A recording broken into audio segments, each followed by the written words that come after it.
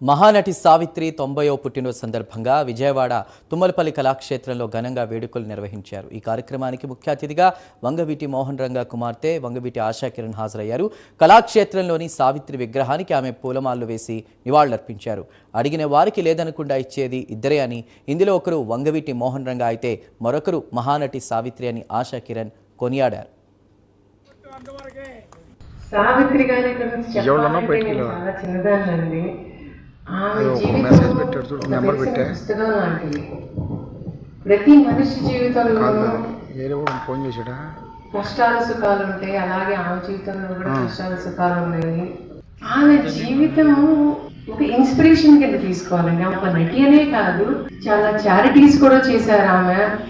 1972 అనుకుంటా, అప్పుడు India Pakistan war అప్పుడు గజమాల ఆక్షన్ అప్పుడు అందరూ ఏఎన్ఆర్ గారు, ఎంజీఆర్ గారు అందరూ ఉన్నప్పుడు 25,000 పెట్టి, అప్పట్లో 25,000 అంటే చాలా పెద్ద అమౌంట్, అది 25,000 పెట్టి మన సోల్జర్స్ కోసం, ఇండియన్ ఆర్మీ కోసం అని చెప్పి ఆమె ఆక్షన్లో గజమాల తెలుసుకున్నారు. అలాగే ఇంకొక అవసరం అప్పుడు కూడా మన ఇండియన్ ఆర్మీ కోసం ఒంటి మీద నగలన్నీ ఇచ్చేసేసారు అడిగితే. అంత ఉదార హృదయ కల ఆమె దగ్గరికి చాలాసార్లు చాలా మంది వస్తూ ఉంటారు, చెప్తూ ఉంటారు.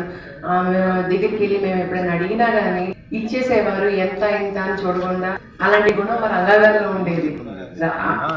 ఈ సమాజంలో, కాపు సమాజంలో 2 ఆనుమత్యాలు ఇప్పటికీ అనుకుంటూ ఉంటారు, రంగా గారు, సావిత్రమ్మ. అడిగిన వాళ్ళకి ఎంత అని అడగకుండా 2 చేతులతో ఇచ్చేసే గుణం ఉన్న 2 ఆనుమత్యాలు.